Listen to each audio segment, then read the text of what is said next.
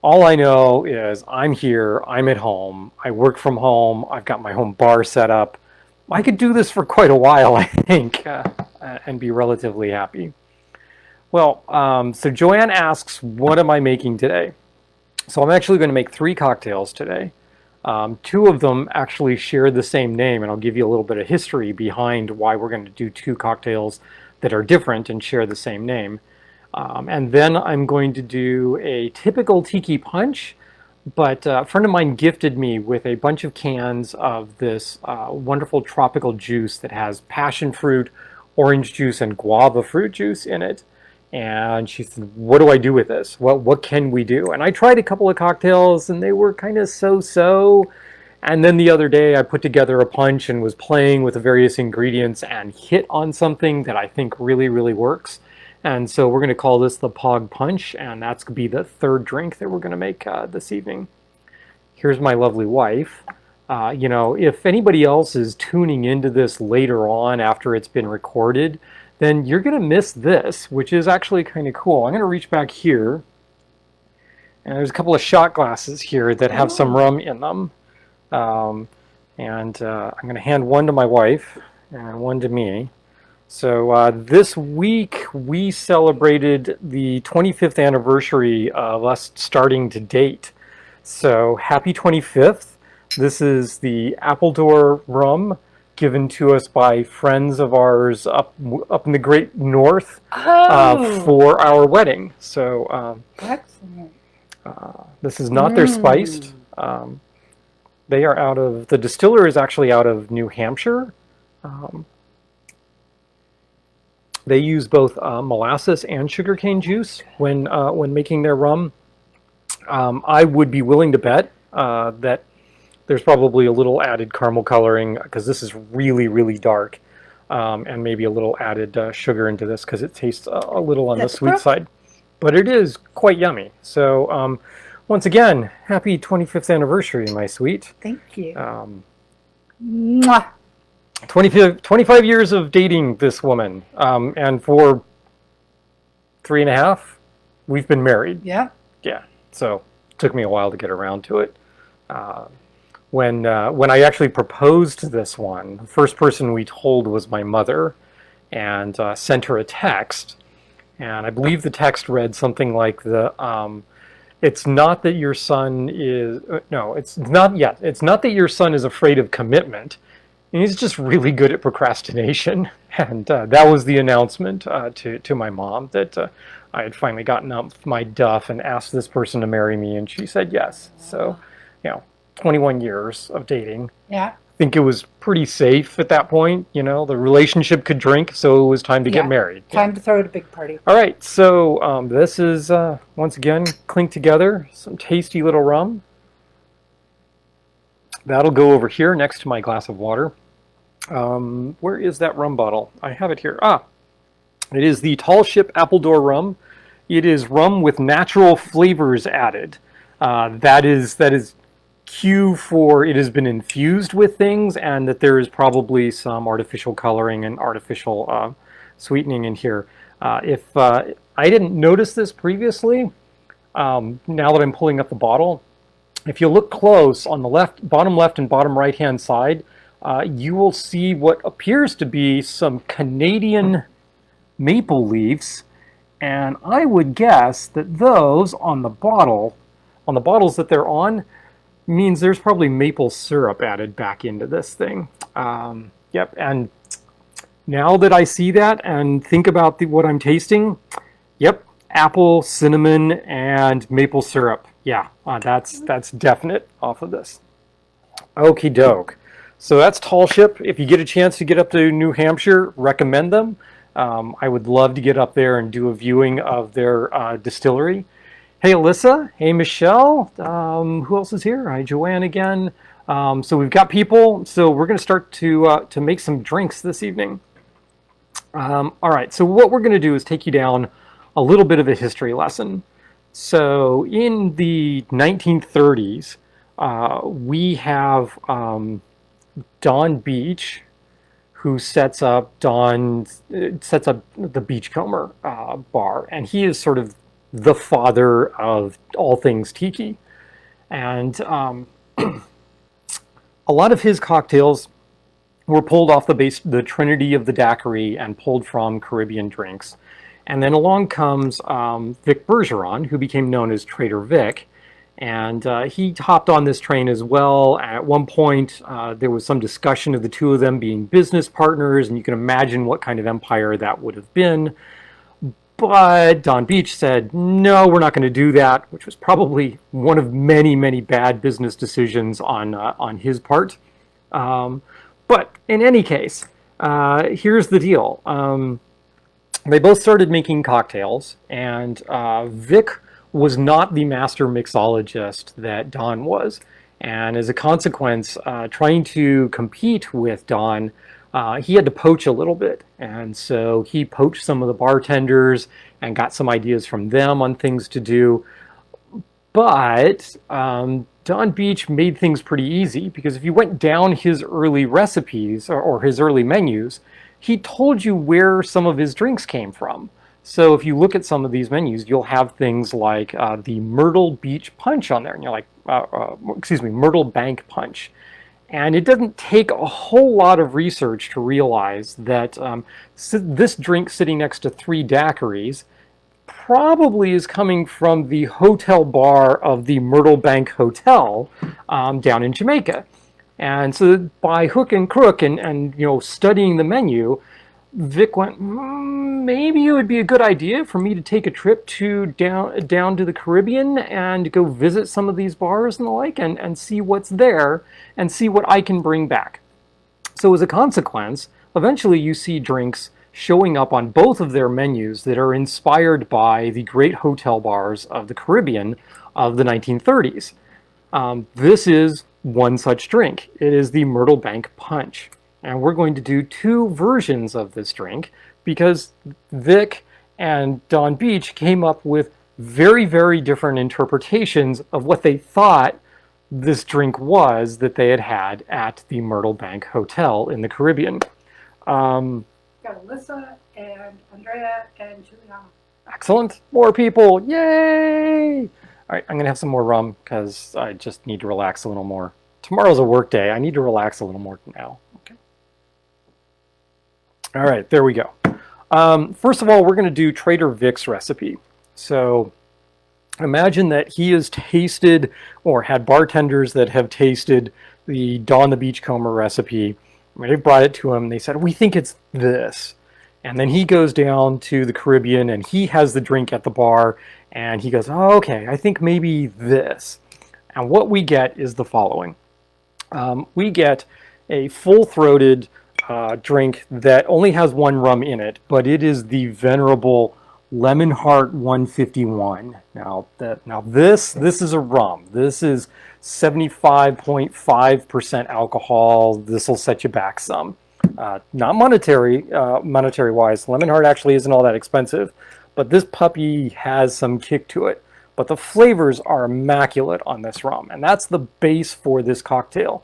Unlike many other cocktails where there's tiki cocktails where there might be multiple different rums, this one is only using the Lemon Heart 151. All right, so what do we got? We are going to do this as a shaken drink. So our Boston shaker, here's our small end that we're going to start with. And we need ½ an ounce of lime juice. Now this drink is really, really, really simple. You're going to be surprised at how simple this drink is. Okay, so we're going to go ½ ounce lime juice. Once again, fresh squeezed. I do find that I can get away and extend the life of my lime juice by, a week or so. If what I do is periodically, I just squeeze another couple of fresh limes into it, and it really sparks it up, and it just lasts a little bit longer for those times where you haven't used up all of your lime juice.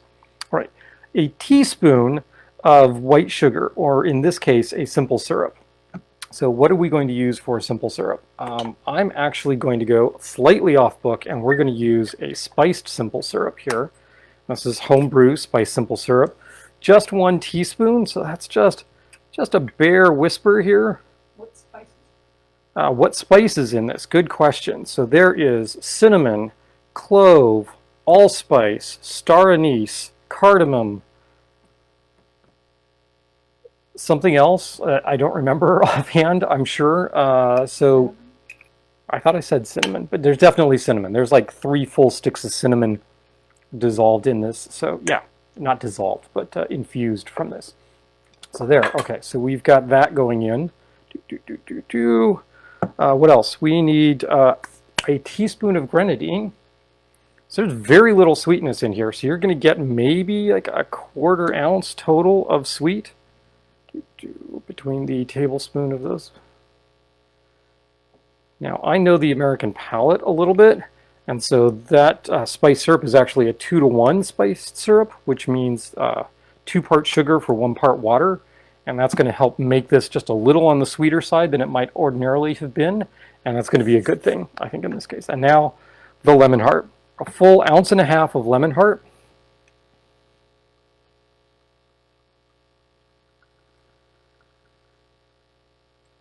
Gurgle, gurgle. There's 1 ounce. Okay, there's a 1/2 ounce. That's it. That's all that goes into this drink. You may have noticed that this is essentially a daiquiri, right? So you've got your rum, 1 rum, that's all there is in here, and then you've got some lime juice, and then you've got some sweetener. That's it. It's a daiquiri. So we're going to start with that. We're going to throw some ice in here, and then we're going to shake it all up. So let me grab some ice. Just a healthy scoop of ice cubes.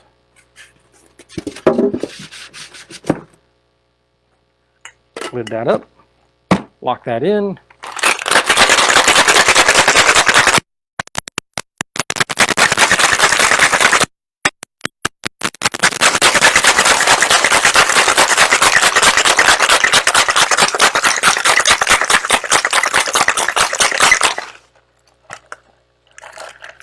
So bartender friends have told me that I need to work on my shaking technique just a tad to get a little more whip in it.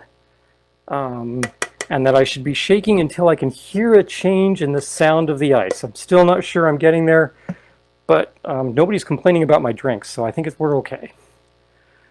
Okie doke. This is going to be strained into a glass, and then we're going to add crushed ice to that. So we're going to do this. Hawthorne strainer.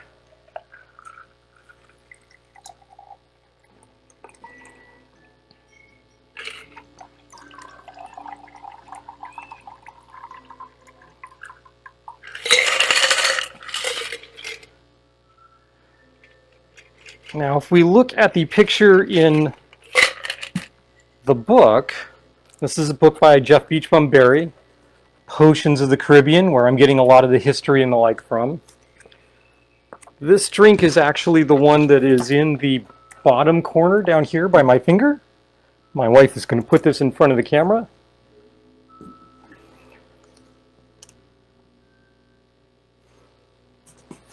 And what you might notice is that the color of that drink is a little more red than what we've got here. Right? I can only assume that that is due to the difference in grenadines. We've commented before that my house mix grenadine is a very, very dark red grenadine. Looks much darker than most of your hotel restaurant grenadines. So there you have it. That's the Myrtle Banks punch a la Trader Vic. All right. Obviously, we're going to need to do something as a garnish. So I'm going to stick this guy in here. She's got a straw. I got a straw. We're going to give this a taste.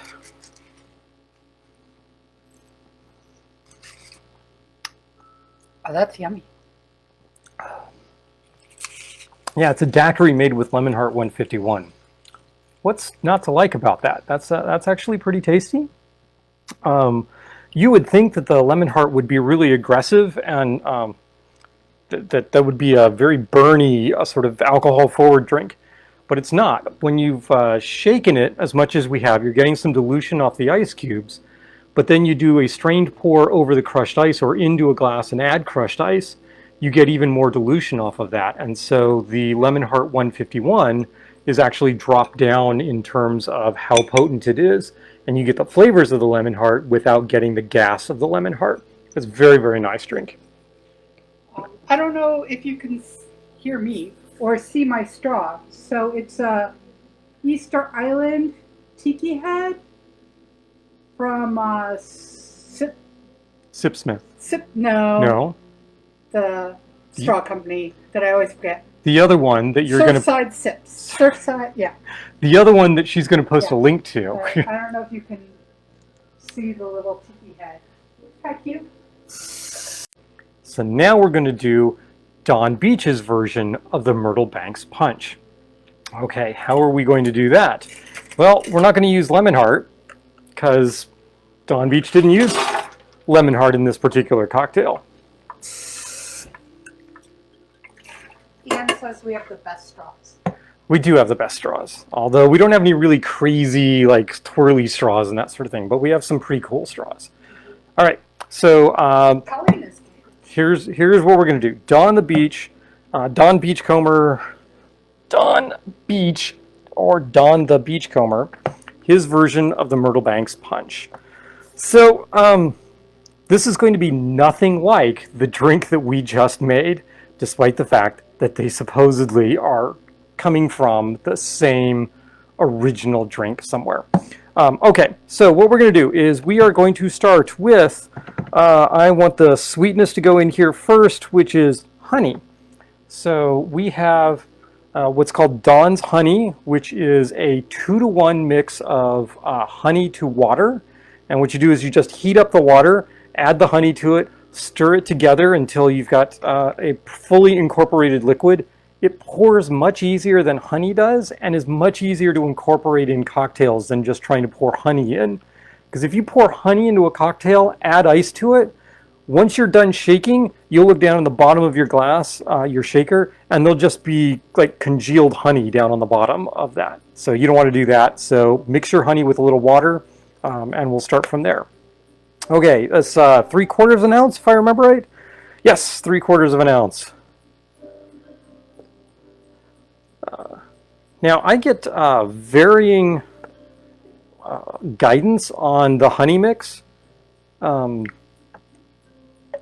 Some people say you should refrigerate your honey mix, but it's honey and water, and honey is stable at room temperature. So I don't really understand what the point of refrigerating it is. There's enough water in this that it's not going to seize up on you, so you can refrigerate it. So you might as well, I guess, unless you have a shortage of refrigerator space.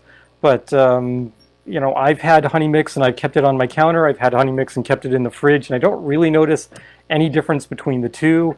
I don't tend to keep it around very long because I use it. I really like the flavor that sugar adds to certain cocktails. Now we're going to go with the sour component. Lime juice, 3/4 of an ounce white grapefruit juice. Did I just say lime juice? I always say lime juice. 3/4 of an ounce of white grapefruit juice. Here, yeah, it would be preferable to use fresh grapefruits, but if you've been to the supermarket lately, finding white grapefruit is kind of a pain in the neck. So it's a little easier to occasionally find white grapefruit juice, and that's what we're using here. We just use it from concentrate. It's all good. There's another sour component, which is lime juice, and also 3/4 of an ounce lime juice. So this is 1.5 ounces of sour going into this cocktail. All right, so we got the lime juice, the grapefruit juice, the honey. Now we need rums. This calls for 2, or at least Don Beach's recipe calls for 2 different rums. And the research that has gone into this tells us something about the rums, but can't tell us the specific rums that went in. So one of the rums is just listed as a dark Jamaican rum. The other one is listed as a gold Jamaican rum. Okay, so we do have evidence that by dark Jamaican, it probably meant Myers. because Myers is about as dark as you can get, and the picture of the glass that this was served in from the time actually has the Myers logo on it, so it would make sense that Myers rum was used in this. I don't have any Myers rum on hand. A friend of mine commented to me the other day that she thought that Myers tasted a little bit like gasoline, and I kind of feel much the same way. But that means I need something that is a dark rum, has some of that Jamaican funk to it, and is probably aged a little bit, which would be another reason for not using the Myers. So what we're going to use in this case is a Hamilton rum. And this is their New York blend. So this is not a pure Jamaican rum. So the New York blend actually blends rum from Barbados with Jamaican rum.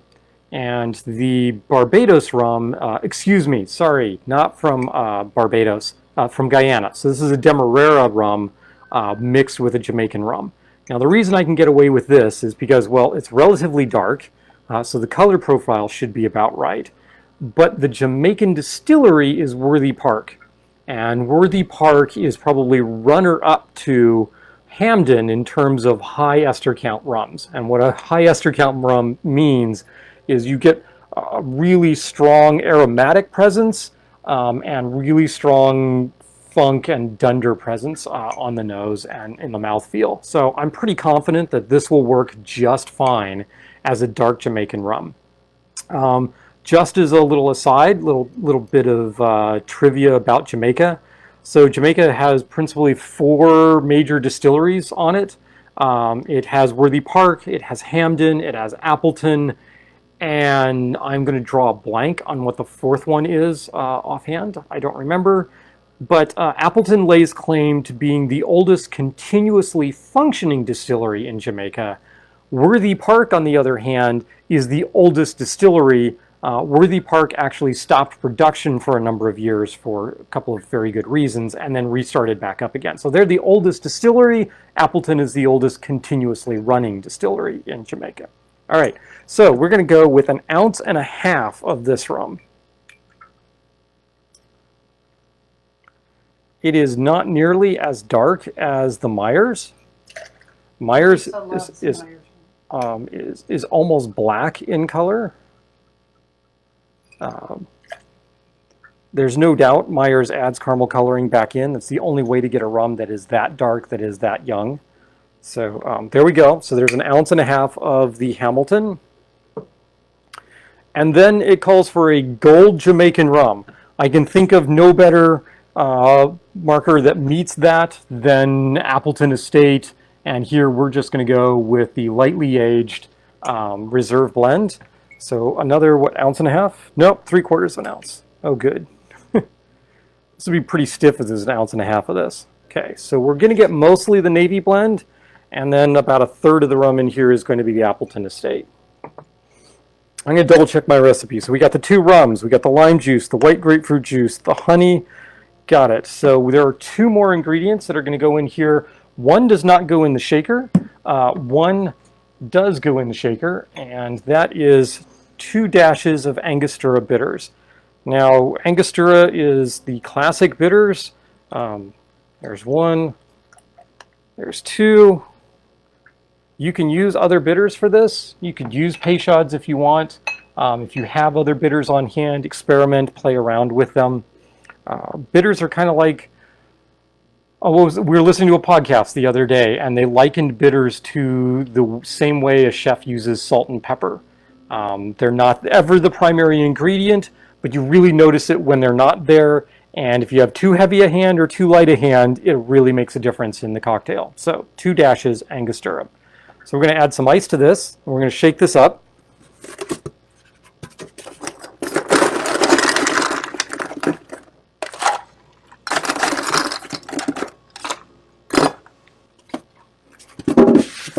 And you said Alyssa really likes Myers rum. Yeah. So no problem with that.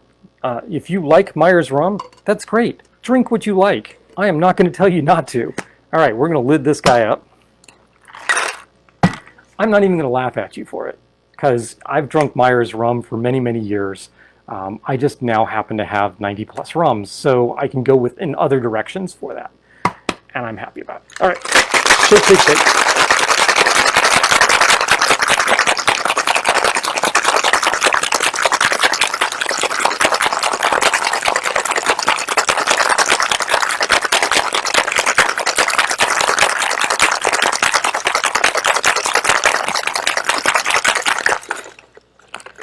Nice and shaken.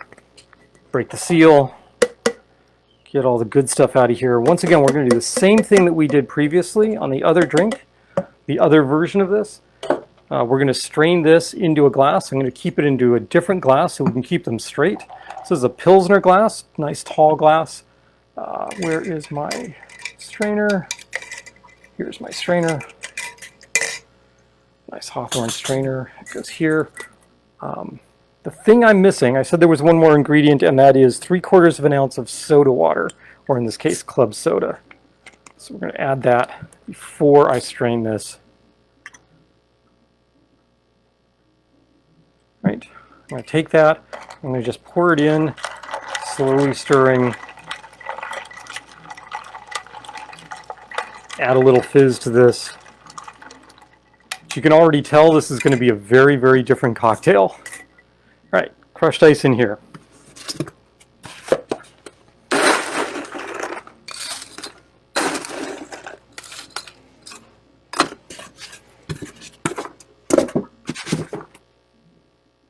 And then pour. Totally different color. There's no grenadine in this, so obviously we're going to get a different color. It's a pretty drink though. There we go. Once again, we do need some sort of garnish for this. I'm going to go fancy with this one because I can. We're going to hold off on that because that's a little on the full side. Hey, I can throw straws around. Stick a straw in here. Tasty. Then we can put the garnish in.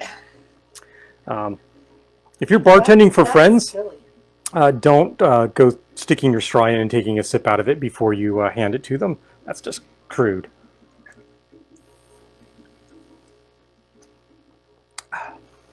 There we go.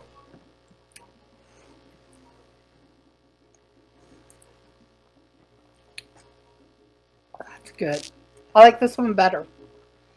All right, taste I this left one. you some of that one to taste. Well, thank you. Very much appreciated. So there you have it. Don Beach, Don the Beachcomber, Trader Vic, Vic Bergeron, making the same cocktail that they supposedly had at the same bar in the Caribbean. And these two cocktails are widely different from one another. So which one is the most authentic? Well, if you happen to ask Dave Beachbum Berry, he'll basically say, probably neither one is authentic. Neither one is probably anything close to what was originally served at the Caribbean hotel. But that's okay, because both of these are tasty, and Stars just reminded me of what the fourth distillery is. It's Clarendon Distillery. Okay, so I've answered some questions. I've answered questions. Hey, I just noticed that the thing that I thought was the note that was telling me what the fourth distillery wasn't that at all. I just glanced down and saw a great big C, and I went, oh right, it's Clarendon. She actually has Cocktail Kingdom written here, which is nothing like Clarendon, but enough to jog this poor old man's brain. So this is yummy. We're gonna have more of this. I had a question on where to get quality barware. Cocktail Kingdom. Yeah. The place to get it is Cocktail Kingdom. You're going to pay for it. They're very, very good, and their minimum order is quite large. Since Brooke asked, I told her that there's a couple things I want to order. So if she puts in an order, let me know. See, that's the way to do it. Get bartending friends and then go in on an order from Cocktail Kingdom. If what you're looking for is stuff available on Amazon that's good quality, top shelf, and I put a link to a starter set that our friend Charity got. She's quite pleased with it. And then if you're gonna buy, if you need things, bar products, right? Yeah. if you need things like strainers or, odds and ends and, bar mats and the things you would extra need as a restaurant, bar products. They've got a lot of good stuff. Yeah. So bar products is maybe not the highest quality stuff that you will ever see in the world necessarily, but everything I've bought from them has been perfectly serviceable. I'm not a professional bartender. I'm not slinging several hundred drinks an evening ever. And so, their stuff is perfectly fine and good for me. So we can recommend them. And the podcast he mentioned is Modern Bar Cart, which is run by Eric Kozlik, who makes Embitterment Bitters, which is out of DC. Right, I'll reach one. So here's one of their bitters. This is their Typhoon bitters, which is their tiki flavored bitters, which is going to have a lot of those Caribbean spices in it. I have a number of the different bitters from them. This is their Japanese bitters, the Iki bitters, and those have, wow, you got so much glare off of this. I don't know what I can do about that. Can I do that? Nope, that's not helping at all. How about that? Nope. All right. So and you had a question earlier. So the Iki bitters bring a certain amount of umami, so that mouthfeel to the drink. But there's just flavors in there that you won't get from most of your other bitters. Like I think there's some shiso in there, and I love shiso, so that's pretty cool. All right. Dead Soldier. All right, that goes over here. I'm going to ask my bar back to do some work on the bar utensils back there so that I can mix up another drink, which we're going to do the POG Punch, which this is a shout out to Brooke and Andrea, who were the ones that gifted me with the POG, which I don't have a can in front of me. I just have the POG in a glass here. Once again, POG is canned juice, and it is passion fruit, orange juice, and guava all mixed together. Also available with breakfasts at Disneyland and Disney World. So there you go. All right, what were you saying, Star? I was looking for your 3-star. I don't have any. I know. I am out of Plantation 3-star white rum. So a friend of ours who is online asked about making daiquiris earlier today and was, what is a rum that I can get that will make perfectly good, serviceable daiquiris that isn't going to break the bank, but is not Bacardi superior, something along those lines. And so I'm thinking clean rums, but something that's got some flavor to it, some unusual characteristic to it. For daiquiris, especially if you're not getting really, really funky with your daiquiris, you want just a nice, clean rum that'll shine through, but still give you a hint of that lime and sweetness. Think column still rums. Column stills tend to produce a cleaner flavor than a pot still rum. So the first thing that came to my mind was Angostura. Same people that make the Angostura bitters. Angostura. Yeah, I've really only had very little to drink. So these guys are produced in Trinidad, so Trinidad and Tobago. And I recommend their 1919. It's a very good product. Love it. It's lightly aged. So you get some decent characteristics of the wood off of this, and it's got just enough character to shine through in a daiquiri. Another go-to daiquiri, just clear daiquiri, would be, I often use the Diplomatico Blanco for that. You can tell I'm getting a little low in that area. The other would be Plantation 3-star. Plantation 3-star is a white rum. Very good, very tasty, very clean. Again, makes a very fine daiquiri. If you want to step up just slightly in the price range, then you have the Probitas here. Probitas, no filtering, and no added colors, no added sugars. This is it Hamden? Is it Hamden and Foursquare? Yeah. I think that's right. Yeah, Hamden and Foursquare. So Foursquare is out of Barbados. Hamden is, of course, out of Jamaica. This has got an awful lot of character to it, but still makes a mighty, mighty, mighty fine daiquiri. And this is going for 40, 40, 45 a bottle. So, I mean, this is not going to break your bank, because that's the good thing about rums is good quality rums are still not insanely priced like bourbons and scotches. All right. So those were my recommendations, is a clean white rum for that. Now you can use a dark rum, you can use a funky rum to make daiquiris, but when you give someone a daiquiri for the first time, they're expecting a very clean sort of flavor to it, and they're not expecting a dark drink. And so as a consequence, I like to use a white rum or a rum that doesn't have a whole lot of color to it, but still brings a little bit of character to the party without being something really funky. So, I would never use Lemon Heart in a daiquiri, or at least for a person's first daiquiri, because wow, that would be a stiff daiquiri there. Alyssa's son likes Kraken. Great. I tried to make a saving throw on Alyssa's son being able to drink, and I failed. So. Okay.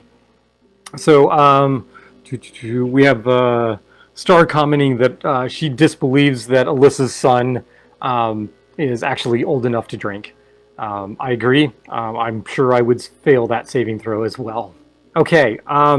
So the rehab next door is watching. Oh, okay.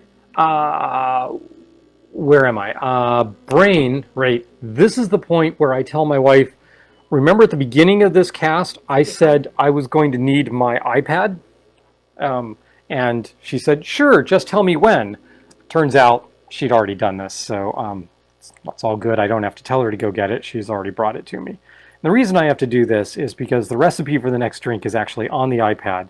I have not moved it over to my drink book, but I do need to do that because it worked.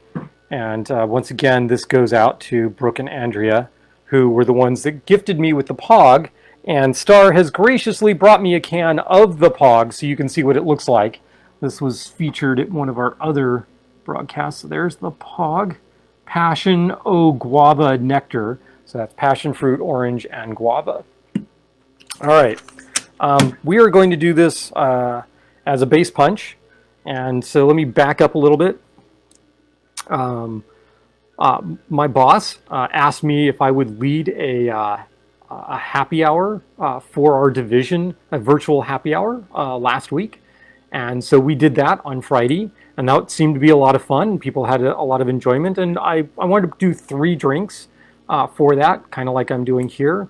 And we just started off with a daiquiri, because daiquiri is simple. Most people have got those ingredients on hand. I mean, some kind of rum, lime juice, and either sugar or simple syrup. And if you've got sugar, you can make simple syrup. So everybody can do a daiquiri. And I didn't want to do drinks that people couldn't participate in. So I had to make sure that there was one simple drink that was there that everybody could make. The second was a basic punch. So a basic punch recipe starts with the mnemonic, and this mnemonic has changed through the years what the various proportions of it are. But the mnemonic that I use and the mnemonic that is on my custom buttons for my Instagram account is, can I see the button? Right. So the button says 1 sour, 2 sweet, 3 strong, and 4 weak.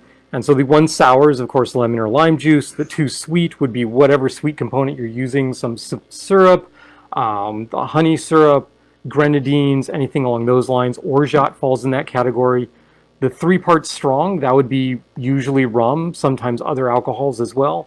And the 4 weak component is usually water, tea. You get some dilution off of the ice, and especially if you're using crushed ice. But also other liquids that aren't sour or aren't sweet. So like I usually consider orange juice in that category because it's not really sour, so I include that in there. In this case, what I did was I used the POG for the weak portion of the drink, and it really, really came out very nicely. So that punch worked out really well. The third drink that I did for them was the Mai Tai, because the Mai Tai is the quintessential tiki drink, and I realize pretty much nobody else that was on that session actually had the ingredients on hand to make a Mai Tai, but that was my way of going, when this is all over, come to my place and I'll make you a Mai Tai. So there we go. I had to make them a classic tiki cocktail, so we did the Mai Tai. But be that as it may, the punch recipe worked really, really well. I sent it to Brooke and said, I figured out what to do with the POG, and so now I'm going to feature it here with you guys on our little Quarantiki cast here. All right, so we're going to back up. We're going to go cocktail shaker again. Bing, part 1, part 2 of the Boston Shaker. ½ ounce lime juice. And once again, we're going to, while you could use for a punch, when it says like 1 part of something, you could just use 1. You could use like lime juice or grapefruit juice or lemon juice. But a lot of times the early bartenders, later bartenders had fun playing around with that. So if you have 1 part sour, that doesn't mean that it all has to be 1 ingredient. You could do 1 part split between, say, lime juice, which we just did, and white grapefruit juice, which we just did. So there's ½ ounce of each of those, right?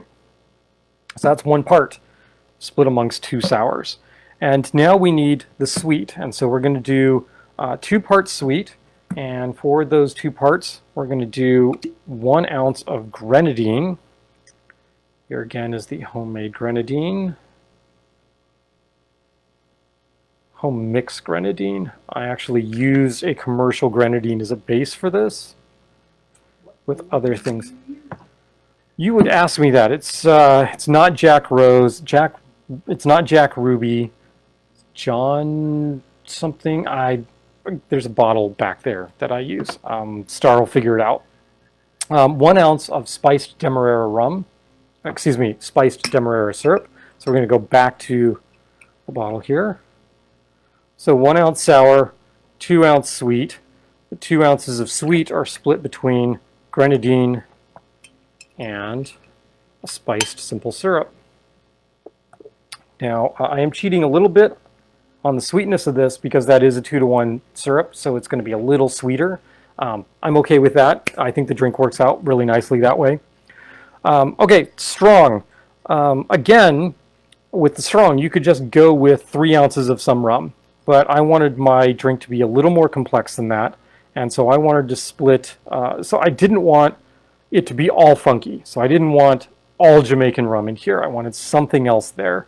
And so what I did was I went with 1.5 ounces of the Pussers. Okay, this is Navy Recipe Pussers rum. It's primarily a Demerara rum, meaning it's from Guyana. Little smokiness to these, but definitely some sweetness. So there's 1 ounce. 1.5 ounces. And if you were with us previously, you were part of the story of how we wound up with Pussers from the original Navy rums. And then we're going to do same thing, 1.5 ounces. This time we want some Jamaican funk, so we're going with the Appleton Estate. If you want to get a little more funky, I would still stick with a Jamaican rum, but you could go up in quality and funk from the Appleton Reserve, maybe to the Appleton 12, which is just a little, it's got a very distinct characteristic from the, that makes it different from the Reserve. You could also go with a Hamden or a Worthy Park or a Clarendon. That might be a little aggressive on the funk for this, but we'll see. Okay, next thing up, we need the weak portion of this. And for the weak portion, I went with 2 ounces of POG. And for those of you that are paying attention math-wise, you're like, wait, there's supposed to be 4 parts, and you're only going 2 parts. True. But what I'm counting on is that when I throw the ice in here, and I'm going to add both cubed and crushed ice in here and shake the daylights out of it so I get some dilution, that will account for another 2 ounces of dilution of this cocktail. And that should bring us right to the magic proportions. I would think that maybe some bitters added to this would be good. I've played around with a couple of different bitters for this, and I'm still playing around with that. I don't think you're going to go too badly wrong with just about anything. I think the lavender bitters might be a little weird here. I have a Oaxacan mole bitters that is in my hand, and I'm going to add 2 dashes of that. I have not tried this before, but I'm guessing it's going to be really good. Should marry very nicely with the rums that are there. All right, we're going to throw some crushed ice and some cubed ice in here. Now the reason I'm going with both is because the crushed ice is going to dilute more, and I really need to get another, couple ounces of dilution on this drink, otherwise it's going to be too strong. All right, and then the reason I'm not going full on crushed ice is that I don't want to over dilute it, and I still want to break up the sort of. You could end up with a slushy out of this if you just went all crushed ice, and so I want the cubes in there to help break that up, because I'm just going to dump this into a glass. I'm not going to pour it over crushed ice or anything. So.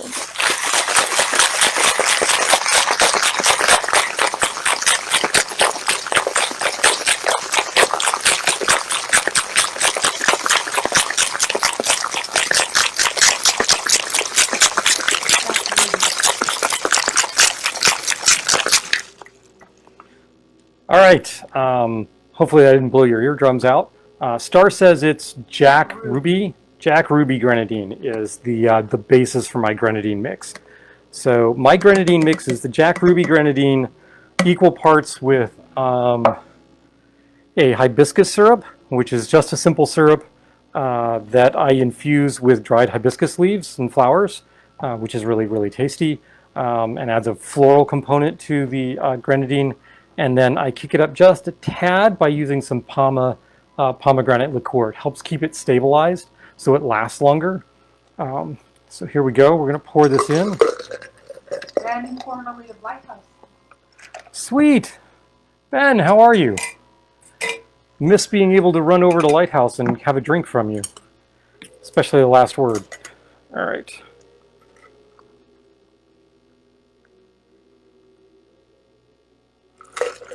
There we go.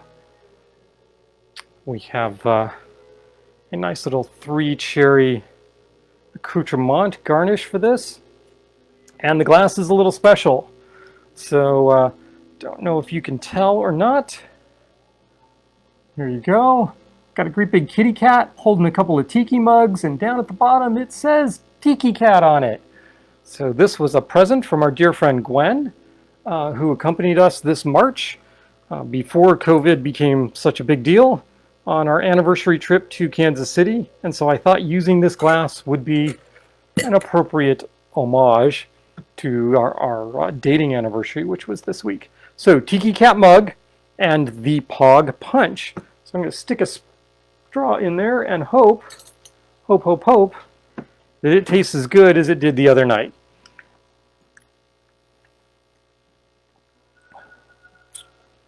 Oh no, that's terrible. Oh, you can't have any of that. Nope. Sorry. Wait, what are you doing? Oh.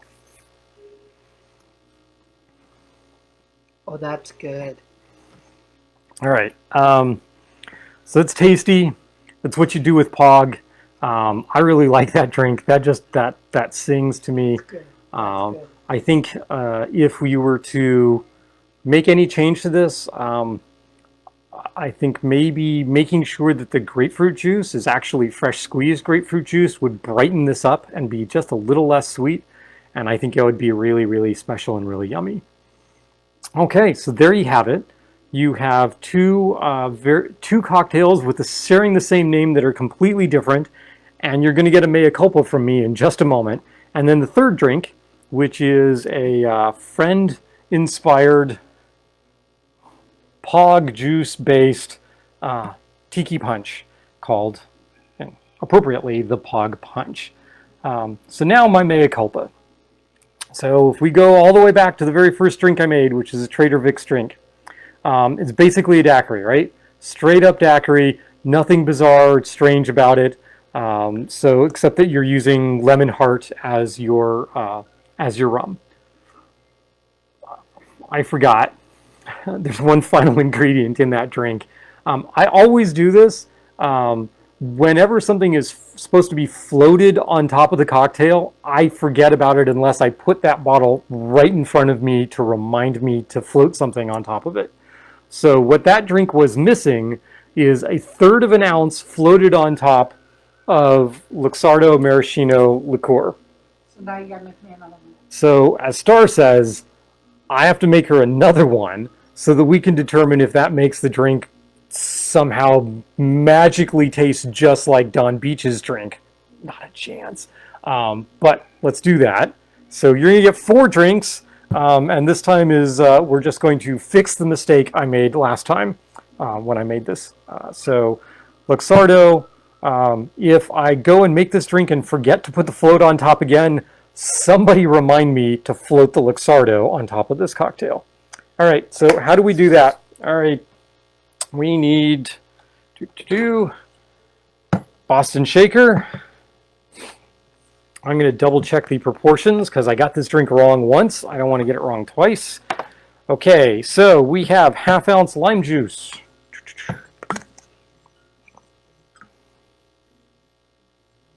Right, ½ ounce lime juice. Right. We have a teaspoon of grenadine.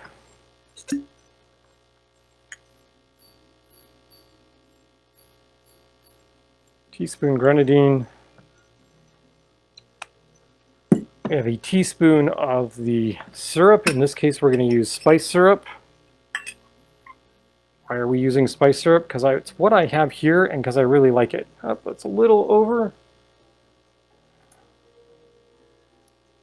There we go. 1 teaspoon of the spice syrup. 1.5 ounces of lemon heart. Thud, bang. Lemon heart, 151, 1.5 ounces. There's 1 ounce. There's 1/2. Lemon heart is absolutely one of my most favorite rums. So good. All right, we're going to throw some ice in here, cubed. I'm 0 for 2 on this drink because I just dropped it on the floor. The drink? The drink. Empty drink. Okay. Well, maybe that should tell me that I don't need to be making another one of these cocktails this evening. So I'm going to go have to clean the floor here. Fortunately, we have really nice carpeting that cleans up very nicely. So there you go. Sorry. It happens. We don't have a bar floor here, so I can't just hose it off at the end of the night. I actually do need to tend to this before it gets too sticky. And I'm really sad because that's 1.5 ounces of one of my favorite rums that's now lying on the floor here. So, all right, on that note, I'm going to have another drink of this and soothe my sorrows as I go and bend myself down to go clean up the floor. So this is Star and Pooch doing Quarantiki number 11, and I think we're going to sign off now before I make even more of a fool out of myself. Look, I did 3 of these broadcasts this weekend, and or 3 different broadcasts this weekend. It's the first drink I've ever thrown on the floor doing any of these broadcasts, so don't give me too much grief. It happens every once in a while. All right, talk to you later, probably next weekend at some point. Hope you all had a good time. And I'm just going to cut out at this point and go clean my floor.